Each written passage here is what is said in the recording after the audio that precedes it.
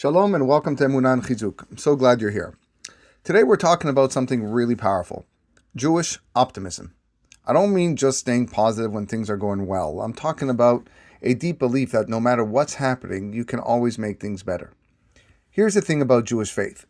It includes this incredible confidence that at any time and in any situation, you can work to move reality toward a better and higher state. This belief is a foundation of the amazing optimism of the Jewish people. Throughout history, the Jewish people have suffered more than any other nation. But despite all that pain, we never lost our faith that things could be fixed, that they could get better. This belief has led so many Jewish people to become innovators, people who develop new social ideas, scientific discoveries, revolutionaries, and entrepreneurs that change the world. You can see this quality throughout the Torah and in the stories our Chachamim tell about the great leaders of Israel. They all shared something in common. They pursued justice and truth. They loved people. And they had this really strong desire to add goodness and blessing to the world. Think about Avraham Avinu. His son Yitzchak followed in his footsteps. Yitzchak worked incredibly hard planting fields that produced huge crops. And even when the Plishtim kept harassing him, he didn't give up. He kept digging wells so people and animals would have water to drink. He believed in the work. He believed that it mattered. Then there's Yaakov Avinu. His boss, his father-in-law Lavan, was a terrible person who constantly tricked him and took advantage of him. But Yaakov didn't become bitter or lazy. He kept working hard and faithfully taking care of the sheep. Why did he do so? Because he believed in the value of work, that by doing his job well, he was adding welfare to the world through food and wool clothing. And then Yosef HaTzadik, Yaakov's son.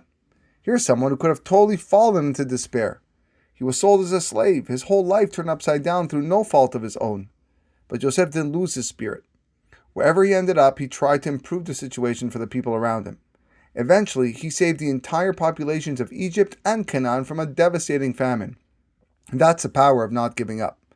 Even today, Jewish scientists and social activists who are focused on contributing to humanity's welfare and prosperity are walking in the footsteps of our ancestors. Moshe Rabbeinu, when he left Paro's palace and saw an Egyptian taskmaster beating a Hebrew slave, he knew getting involved would cost him everything, but he couldn't stand by. He struck down the Egyptian, saved the slave. Because of this, he lost his status as a prince in Egypt and had to run away to Midian to save his life. And even in Midian, Moshe couldn't help himself. When he saw shepherds treating Yitro's daughters unfairly, pushing them aside at the well, he couldn't just watch. Even though he was risking getting into a fight with the locals, he stood up for their right to get their turn watering their sheep. That's who Moshe was. Someone who couldn't see injustice without doing something about it. Another beautiful story. Ruth HaMoaviyah. After her husband died, everyone expected her to look for a new husband among her own people and take care of her own future. That would have been the practical thing to do. But Ruth made a different choice. She decided to leave Moab and join her mother-in-law Naomi on her journey back to Bethlehem in Yehudah to support her and her terrible grief. Naomi had been one of the distinguished women of Yehudah, and now she was returning to her homeland defeated and poor, a widow who had lost her wealthy husband and both her sons.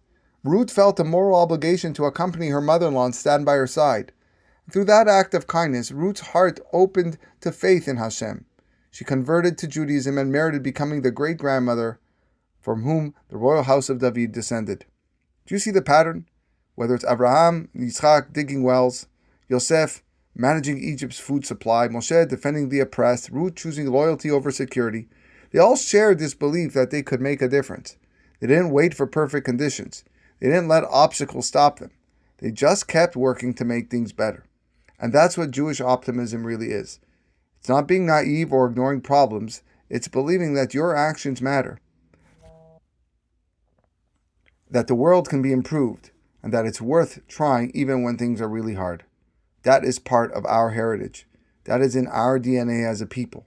And it's something we can tap into in our own lives, whether we're facing personal challenges, trying to help our community, or just trying to be better people today than we were yesterday.